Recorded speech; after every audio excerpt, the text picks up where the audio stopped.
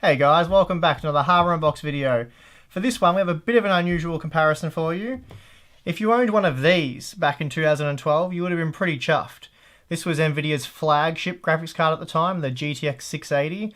It packed quite the punch. It was fast enough to dethrone the Radeon HD 7970, but AMD did of course fire back with a gigahertz overclocked version of that card, which sort of pushed a little bit ahead.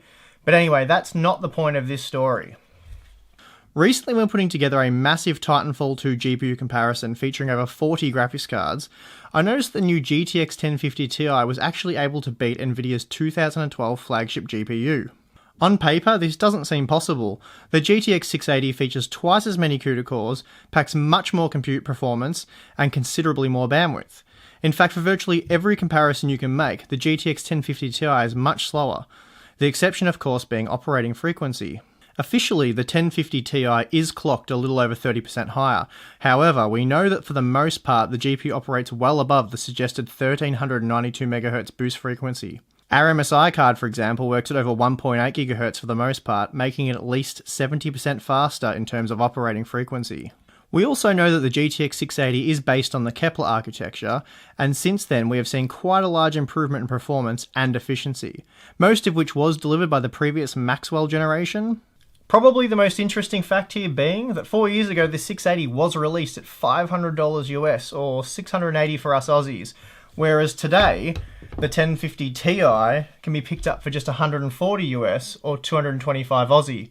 Costing around 3.5 times less. We wonder, can the 1050 Ti deliver a similar level of performance to the 680? Well, let's go find out. First, let's see how the two compare in the new Titanfall 2 game. In the initial stages of our test, both GPUs are able to push over 50 FPS at 1080p. The 1050 Ti is consistently faster though, and even pushes over 60 FPS at times. Once we reach the cutscene though, the frame rate takes a strong hit on both GPUs, dipping down into the 40s. Performance here is similar, though the 1050 Ti does still stay ahead. In the end, the 680 drops as low as 35 FPS, while the 1050 Ti only dipped to 40 FPS.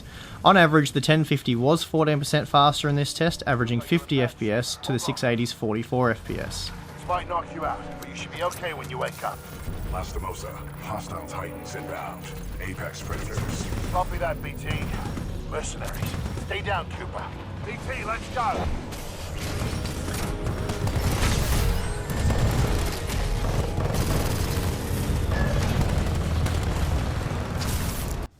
For some reason we were having issues getting the Reaver Tuner overlay to show up in Gears of War 4. The in-game statistics are quite small, so you might find them difficult to follow. Nevertheless, the minimum and average frame rate results for both cards can be found below. The 1050 Ti only dropped down to 52 FPS, which was slightly higher than the 50 FPS the 680 dropped to. The average frame rate was also quite similar. The 1050 Ti was just 3% faster here.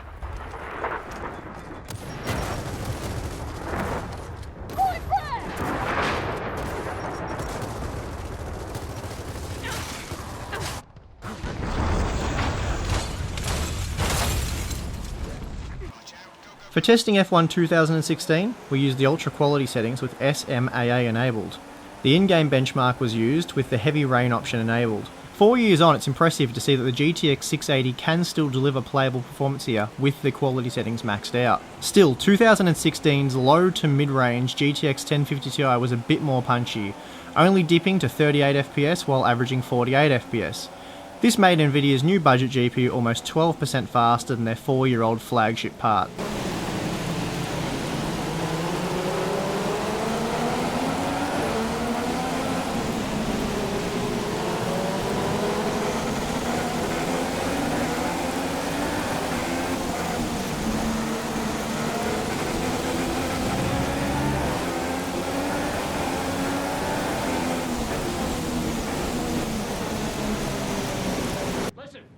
Despite its age, the GTX 680 still looks to be fairly well optimised for what is arguably 2016's biggest first-person shooter. The 1050 Ti might have been 9% faster on average, but that still allowed the 680 to deliver a very playable 53 FPS, while it never dipped below 40 FPS. It's worth keeping in mind that we're testing using the ultra quality preset with TSAA enabled. Even at 1080p, the game looks absolutely amazing, and it is hard to believe that today PC gamers can enjoy these kind of visuals and frame rates on a $140 graphics card.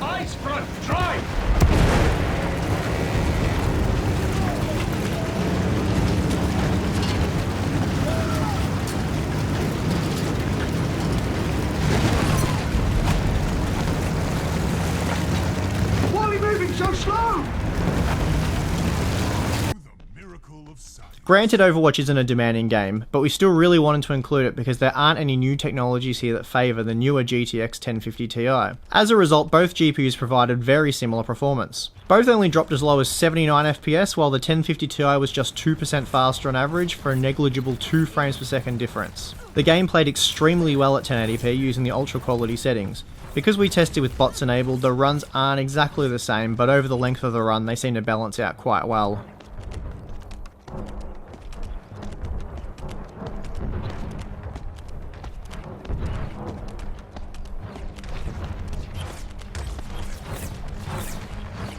Finally, a quick look at Mirror's Edge Catalyst. Here both GPUs delivered similar frame rates, though the GTX 1050 was 3% faster. The 1050 Ti did maintain a slightly better minimum frame rate as well. Here it was 7% faster, and we believe this is mostly down to the larger memory buffer. That said, memory allocation on the 1050 Ti didn't rise above 1.9GB, whereas it did on the 680. Perhaps this is evidence of Pascal's improved memory compression technology? We still have a game to finish. The previous gameplay footage just seen was recorded on our Core i7 6700K test system. However, these power consumption results have been recorded using our Core i3 6100T system. The average load power consumption results were taken from the 6 games just tested, while the idle results have been reported after 10 minutes of idle at the Windows 10 desktop. The gameplay footage shown here is simply included for colour and movement.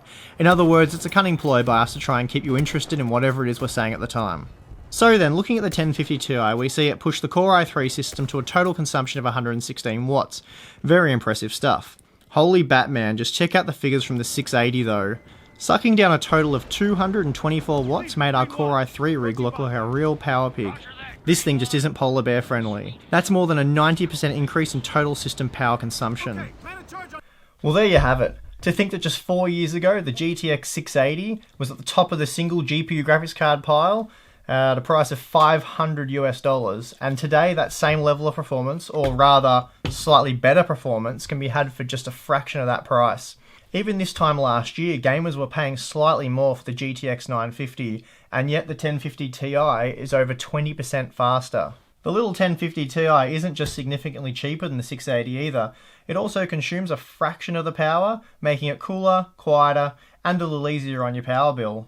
The 1050 Ti really is an awesome little graphics card, and this is what I said in my original review. However, for a few extra fuel units, you might be able to land something a lot better, and that will be the premise for next week's upcoming video, so keep your eyes peeled for that one. Finally, from all of us here at Harbour Unboxed, I'm Steve, you stay classy.